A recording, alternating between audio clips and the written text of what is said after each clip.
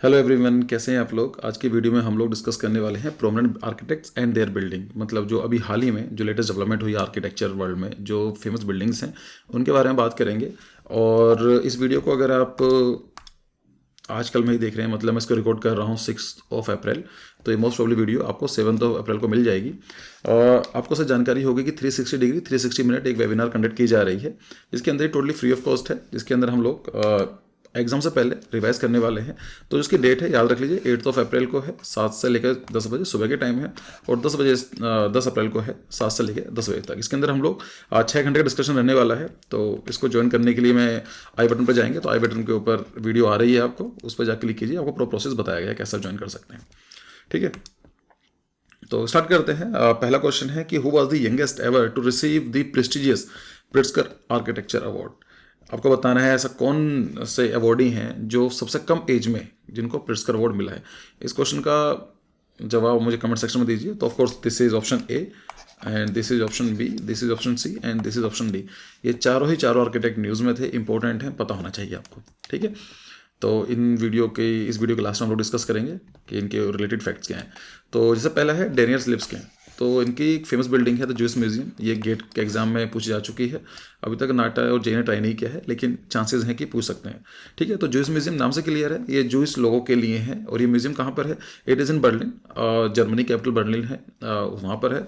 और किसने डिजाइन किया? डेनियल लिब्सकिंड ने। So the Daniel Libeskind is the Poland Jewish architect who was born. ये आपको याद करने की जरूरत नहीं है, बस आपको ये चीज़ समझनी है कि आर्किटेक्ट नाम याद रखना है। जो इतनी इन्फॉर्मेशन मैं दे रहा हूँ उतना ही काफ़ी है। ठीक है, anyone can understand and design architecture as long as you have the right mindset.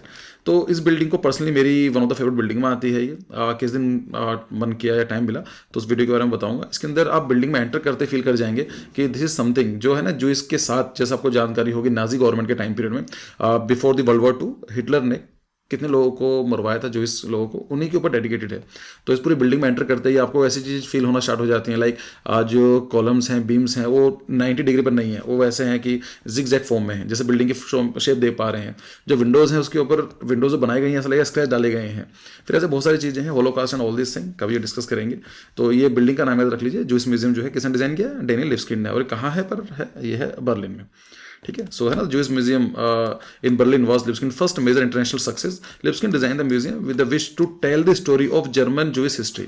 तो इसके अंदर बहुत सारी चीज़ें ऐसी हैं, आपको अगर बाई चांस मौका मिलता है तो डेफिनेटली आई विल सजेस्ट कि इस बिल्डिंग में आपको जाना चाहिए। Rather than simply designing a building, each individual visiting the museum can have different interpretation but most experience a feeling of disorientation और द इनसिक्योरिटी। आपको फील हो जाएगा। इस बिल्डिंग में जब मैंने एंटर किया था तो मुझे इतनी जानकारी नहीं थी, लेकिन उसके बाद मैंने I start reading about the Nazi government and all this thing. फिर आता है Richard mayor, Barcelona museum of contemporary art. ठीक है, तो रिचर्ड मेयर है, 1934 में इनका जन्म हुआ था। और इनके ऊपर आप देखेंगे तो it's having incorporating natural day light. जितने भी अच्छे आर्किटेक्ट्स हैं वो लोग यही ट्राई करते हैं कि आर्टिफिशियल लाइट की डिमांड कम हो, एक है ना, with the white colour in the standard and order and geometry very heavy in the composition with increasing demand of sustainability. जैसे हम जानते हैं सस्टेनेबिलिटी के बारे में बात की जाती है, तो उन्होंने ऐसे बिल्डिंग मटेरियल यूज़ किए हैं जिसकी डिमांड कम है। मतलब डिमांड कम है तो ऑफकोर्स वो अबंडेंस में अवेलेबल है, इतना एक्सप्लोर नहीं किया गया है, तो थोड़े सस्टेनेबल होते हैं ना। With the design and architecture also the Richard Meier and partner architects contemporary tries to incorporate new technologies and material that are less demanding on the planet resources. फिर आते हैं, ये अपना बिल्डिंग देखी भी होगी, बहुत सारी मूवीज में आती है। सो उसका नाम है 30 सेंट मैरी एक्स। तो ये नॉर्मन फॉस्टर की बिल्डिंग है। तो नॉर्मन फॉस्टर जो है 1935 में इनका ब्रिटेन में इनका जन्म होता है। और Foster is one of the Britain most prolific architect of his generation. When you are travelling to London, one of the first building to strive your eyes will be the 30 Saint Mary Axe. आपने देखी होगी, बहुत सारी videos में, movies में दिखाया गया है। दूसरी है शर्ट्स। ये रेंजो पियानो की बिल्डिंग है। The name of this building is the shirts. और रेंजो पियानो डिजाइन की है। इनका जो जन्म हुआ था रेंजो पियानो का इटली में हुआ था। और रिचर्ड है which is the tallest building in the UK. तो यूनाइटेड किंगडम की सबसे जो टॉलेस्ट बिल्डिंग है वो है द शर्ट। 309 मीटर की इसकी हाइट है। ये भी इस मूवीज आपने काफ़ी देखी होंगी। फिर आता CMG हेडक्वार्टर है। ये बिल्डिंग भी कई बार देखी होगी फोटोग्राफ में आपने। ये रैम कोलास की बिल्डिंग है। और ये कहाँ पर है? तो रैम कोलास का जन्म हुआ था रोटरडैम, नीदरलैंड में ही है। जैसे एम्स्टरडैम है ऐसे रोटरडैम है। और डैम का नाम क्यों है? बिकॉज रिवर के ऊपर है, रोटर रिवर के ऊपर डैम बना हुआ है, तो उसका नाम रख दिया रोटरडैम। ठीक है, रोटरडैम के बारे में लाइक बहुत ही सुंदर सिटी है। रात के टाइम पूरा गोल्डन कलर लगता है, बिकॉज ये वर्ल्ड वॉर 2 के बाद हिटलर ने पूरा ख़त्म कर दिया था, तो इट रिसेंटली डेवलप, मतलब पिछले 50-60 साल 70 साल में ही ये डेवलप हुआ है। And it is a biggest port in Europe. तो इसको बोला जाता है it is a gateway to the Europe. तो आपसे पूछा जाए कि यूरोप का जो सबसे बड़ा पोर्ट क्या है जिसको गेटवे टू द यूरोप बोला जाता है, सो इट इज रोटरडैम। ठीक है, नेदरलैंड्स में। Next to designing and architect, Koolhaas is actively as a professor of the architect theories, इसका जरूरत नहीं है। Koolhaas is known with his work that embrace modernity. He often use the asymmetry and unexpected uses of colour, therefore he can be seen as a deconstructive architect. ठीक है, अब deconstruction क्या होता है, देखो नॉर्मली समझा देता हूँ। जैसे एक सिंपल आपकी ज्योमेट्रिकल शेप है ये वाली, तो इसको बिल्डिंग बनाई जा सकती है, लेकिन अगर मैं क्या करता हूँ उसको यहाँ से ब्रेक करता हूँ इस वाले पार्ट को, और उसको अलग निकाल के किसी एंगल पर करता हूँ, मतलब यूजुअल शेप्स को हम इस तरह से ज्योमेट्रिक शेप को तोड़ देते हैं, उसको बोला जाता है डीकंस्ट्रक्शन। नॉर्मल लैंग्वेज में यही है। ये कहाँ पर मिलेगा आपको, बीजिंग में। ठीक है, चाइना के अंदर आपको ये बिल्डिंग आपको देखने को मिल जाएगी। रैम क्लास की फेमस बिल्डिंग है। फिर आता है IMP, one of my favourite architect. इनकी जो नॉर्मली इधर रॉक एंड हॉल ये है, सॉरी क्या हुआ इसके, the rock and hall of fame, तो ये बिल्डिंग ये वाली है। तो ये IMP की डिज़ाइन की हुई बिल्डिंग है, लेकिन इससे भी ज़्यादा फेमस बिल्डिंग है द लूवर्स। ये कहाँ पर है, पेरिस में है, और मोनालिसा इसी के अंदर रखी गई, सब म्यूजियम। तो इसको याद रखना, दोनों ही बिल्डिंग आप काफ़ी सिमिलरिटी देखने को मिलेंगी, आपको देखने को मिलेगा ट्रायंगुलर ये सब चीज़ें। सो IMP एज एन आर्किटेक्ट इन 1917, ये चाइना में इनका जन्म हुआ था when he was 17 year old. वो बाद में USA शिफ्ट हो गए, उसके बाद वो फिर USA वापस नहीं आया। एंड 2019 में उनकी डेथ हुई है। P is often referred as a master of the modern architecture. He is known for using simple geometric lines. अब देखो इसमें कुछ ऐसे different lines नहीं है, simple geometric lines है, and developing clean and sharp edge designing. इसमें आप देखेंगे डिजाइन शार्प एजेस आपको देखने को मिलेंगे। His goal to create monumental architecture work. ऐसा आर्किटेक्चर जो ऐसे मोन्यूमेंट की तरह काम करे। So one of the P's most notable project is the Hall of Fame in Ohio, a building that recognizes and archive the history of the best known and most influential artists, producer, engineers and other notable figures। और इनके साथ साथ जानते हैं कि the louvres जो है ये पेरिस में है। दोनों ही, अगर आप मुझसे पूछेंगे दोनों ही बिल्डिंग बहुत इंपॉर्टेंट है, लेकिन ये वाली ज़्यादा इंपॉर्टेंट है, तो मैंने दोनों का नाम डाल दिया है। देख लीजिए, फोटोग्राफ को देखना भी है बाई चांस, अगर आपके पास टाइम है और आपके देखना चाहते हो तो just go to the Google, try to get some more photographs, मतलब सर्च करो लूवर्स पिरामिड, तो आपको कुछ फोटोग्राफ्स और दिख जाएंगी। इससे क्या होता है, माइंड में आपका याद हो जाएगा। फ्रैंक गेरी, इनके बारे में तो आपने देखी होंगी, इनकी फेमस बिल्डिंग है गुगेनहेम म्यूजियम, इससे ज़्यादा फेमस बिल्डिंग है गुगेनहेम म्यूजियम। तो ये जो फ्रैंक गेरी है ये 1929 में टोरंटो में इनका जन्म होता है, कनाडा में है, और he is one of the most famous architect in 20th century. Post modernism को प्रेफर करते हैं, and he is most famous for his unusual and bold shape styles.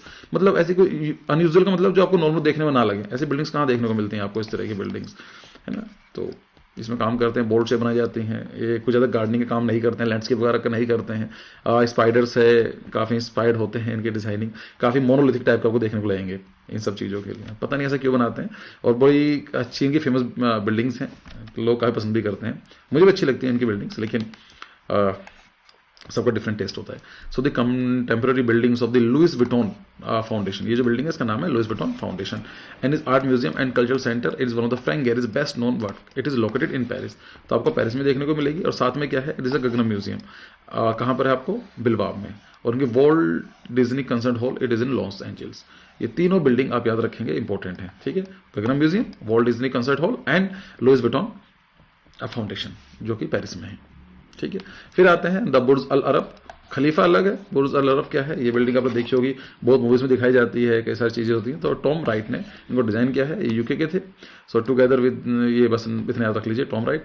और Tom Wright got best known for being the designer of the Al Burj Al Arab in Dubai, ये Dubai में located है। This building is luxury hotel that is the 5th tallest hotel in the world, मतलब 5वां सबसे ऊंचा एक hotel है। Almost 39% of total height is made of non occupiable space, तो नॉर्मली ज़्यादा रहते नहीं है। The shape of the structure is design to resemble the sail of a ship, ऐसा लगता है कि कोई शिप सेल कर रहा है ना। तो आई एम सॉरी, पीछे बैकग्राउंड म्यूजिक है, म्यूजिक बोलें क्या बोलें, PV दोषी जी। तो ये तो आप जानते हैं, ये अनफॉर्चुनेटली ये हमारे बीच में नहीं रहे हैं। तो 2018 में, याद रखना, this is the most important fact, 2018 में प्रिट्जकर अवार्ड उनको दिया गया है। ये पहले अकेले भारतीय हैं, पहले और अकेले, मतलब अभी तक किसी और आर्किटेक्ट को प्रिट्जकर अवार्ड नहीं मिला है, ठीक है। और इनके जो फेमस बिल्डिंग्स हैं, जैसे दी अरण्या हाउसिंग प्रोजेक्ट है, ये आपने देखा है। दी BB दोषी वॉज बोर्न 1927 पुणे। और मैं उम्मीद करता हूँ कि आपको JEE और नाटा में दोनों में ही आपको BB दोषी जी के ऊपर क्वेश्चन मिलेगा, ठीक है, तो इनके बारे में जितना पढ़ोगे उतना कम है। बेसिक इन्फॉर्मेशन मैं आपको यहाँ पर दे देता हूँ। इनका जन्म पुणे में हुआ था 927 में। Doshi is an Indian contemporary architect. Is an, no it is a was an, है ना, मतलब अब तो हमारे बीच में नहीं है। And is also known as a eco friendly architect of the millennium. काफी सिंपल मटेरियल यूज करते हैं। Doshi got most famous for his low cost innovative housing construction. His goal to change the resident perception to give them back hope. He is considered to be an important figure of Indian architecture, and in 2018 he became the first Indian architect to receive the Pritzker Prize.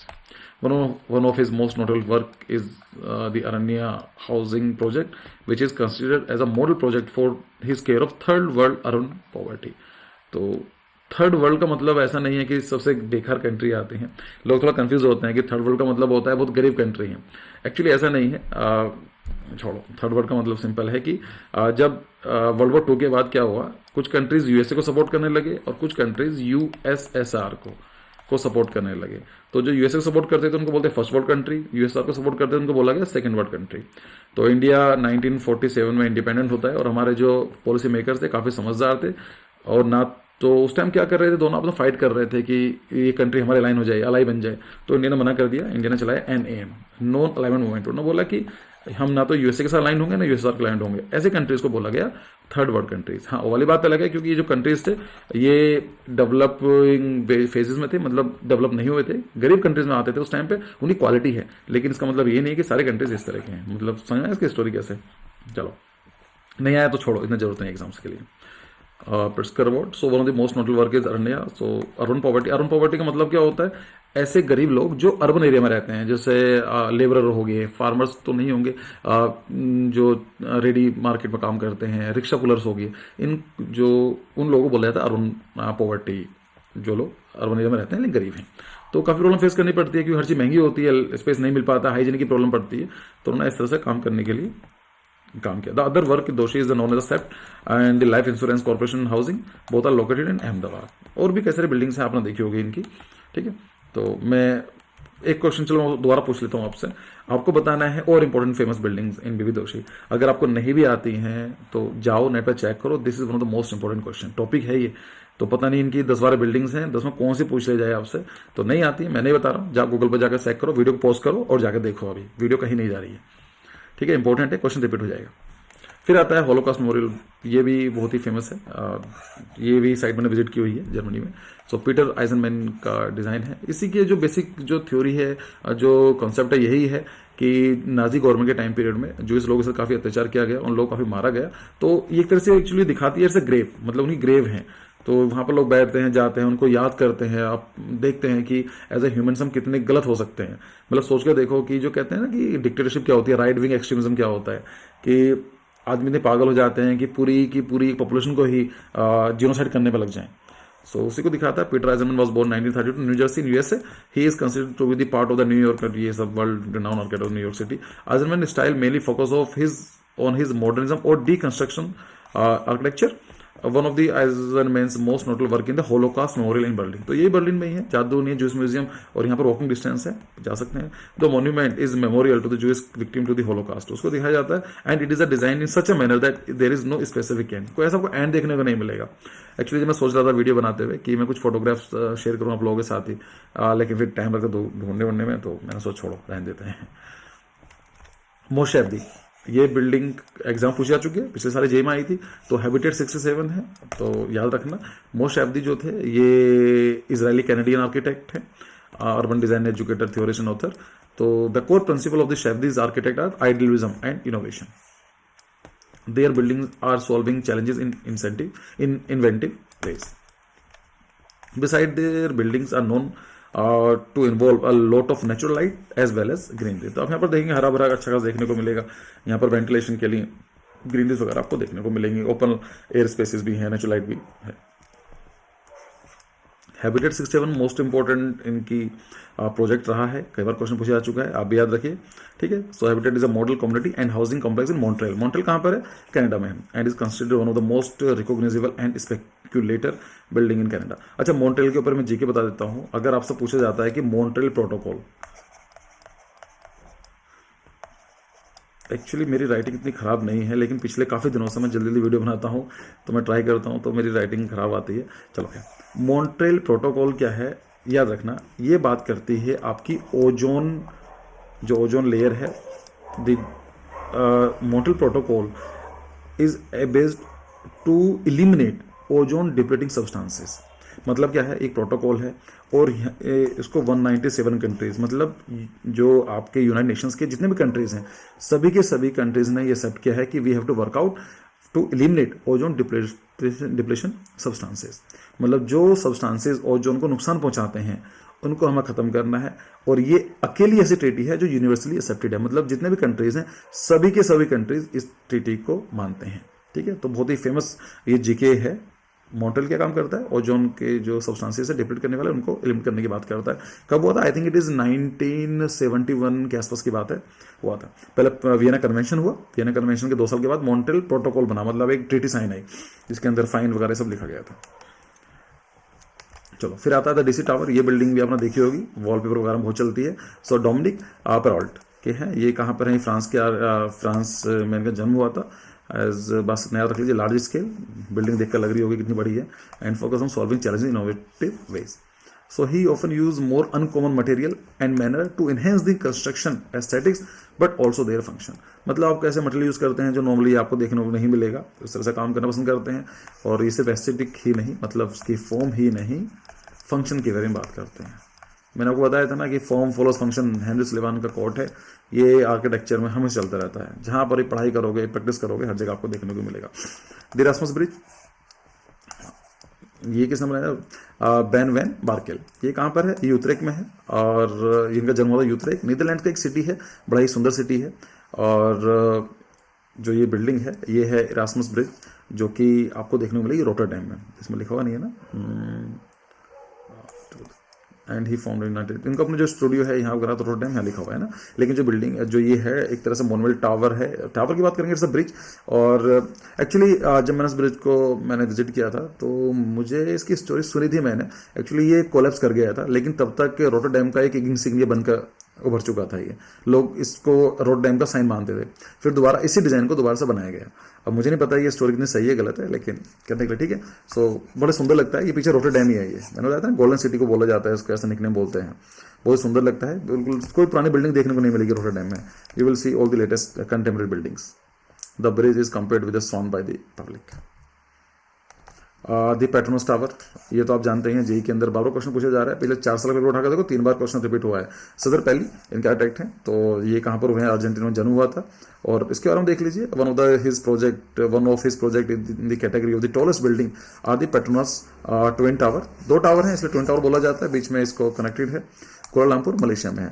The tower was the tallest building extend between 1998 से 2004, मतलब 6 साल के लिए ये दुनिया की सबसे बड़ी बिल्डिंग रहा है।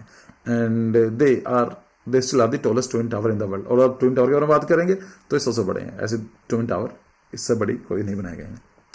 ठीक है, फिर आता है द पोम्पेडियो सेंटर। रिचर्ड रोगर की बिल्डिंग है, ये कहाँ पर आपको मिलेगी, पेरिस। ठीक है, सो उनको 2007 में प्रिट्ज अवार्ड मिला है। Beside his won many other honours and award. One of his memorial project is Pompidou Centre in France, design with the help of the Renzo Piano and Gian Franco Franchini. बस इतना याद रख लीजिए, hi tech architecture को promote करता है, high tech.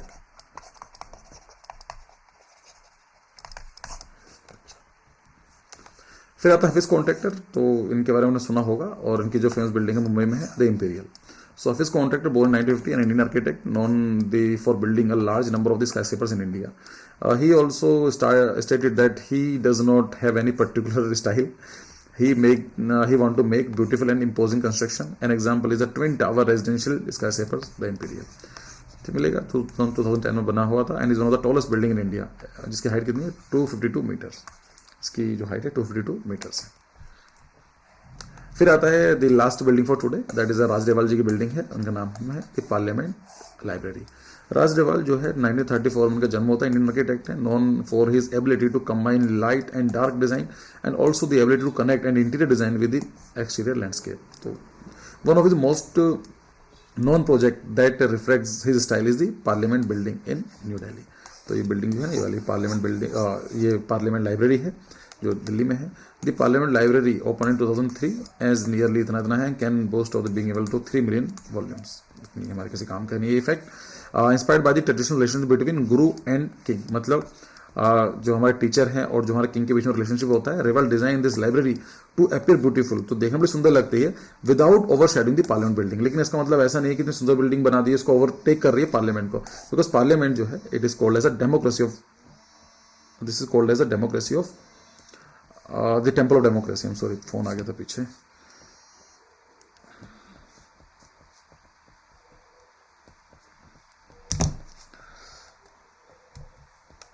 So who was the youngest ever to receive the prestigious Pritzker Award architecture prize?